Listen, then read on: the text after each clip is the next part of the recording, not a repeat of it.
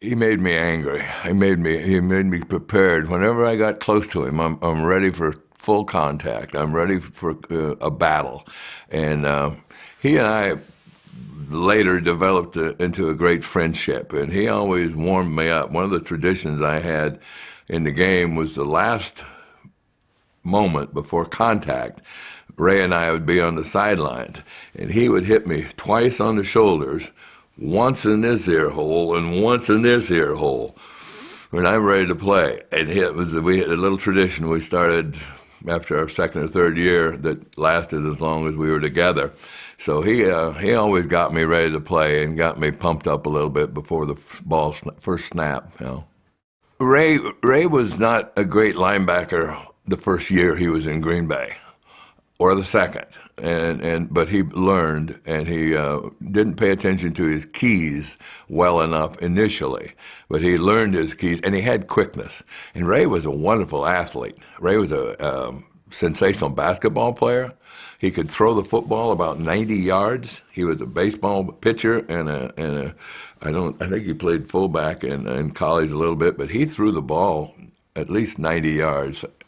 Played golf with him one day in Oneida, a great golf course in Green Bay. Ray shot 67, 5 under. And so he was a sensational athlete. Yeah, he had to learn to control his emotions, certainly first of all, and then he used to guess. He would, oh, they're coming this way, they're coming here. He'd get a hunch, and he'd play his hunch instead of playing the guards or the fullback movement or the offensive players moving in a certain direction, which he was supposed to move with. He'd play a hunch that they were going over here or going somewhere else. And he had good instincts, and I suspect he got through college because of his instincts, but they didn't work quite as well at the professional level. So he had to learn to, if the two guards moved this way, he had to go this way. So he had to follow those keys, and finally he decided that that's what he had to do. And he's bright. It wasn't that he was not bright, but he was just full of his own belief in himself that he could figure things out and he could do what he needed to do.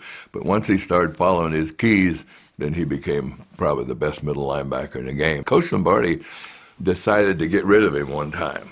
We were out in Santa Monica, probably our second year or so, and Ray was sitting at a bar, and Coach would always ask us if we sat at a bar to sit at a table.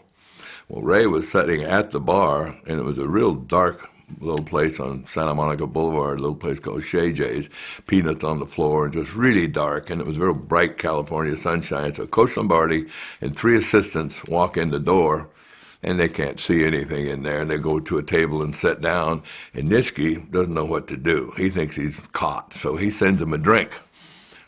Who said a drink? Who is it? The guy at the bar. Who the hell is that? Is that Nitschke? And Coach Lombardi just went schizo. He went nuts. He got up and he said, get him out of here, send him home, get him out of here, trade him. He's done. I'm finished with him. He'll never play a game for me. He's finished. He's out of here.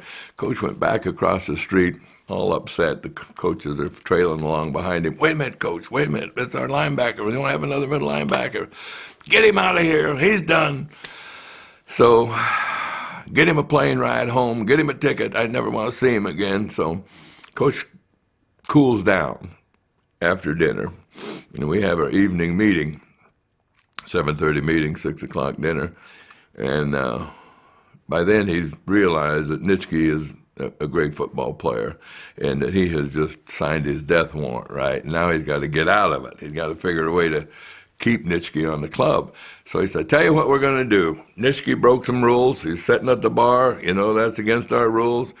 And I told him I was going to send him home, that he was finished, but that wouldn't be quite fair to you guys, so I'm going to let you vote on it. And so he let the team vote on whether to keep Nitschke or not. Now, Nitsch asked him to leave the room, right, and he's peeping in the window trying to see who votes this way and that way. Well, obviously we vote to keep him. And but he was in one scrape after another when he was drinking. And he was just not a good drinker. He just couldn't handle it well. And after about his second year, he quit.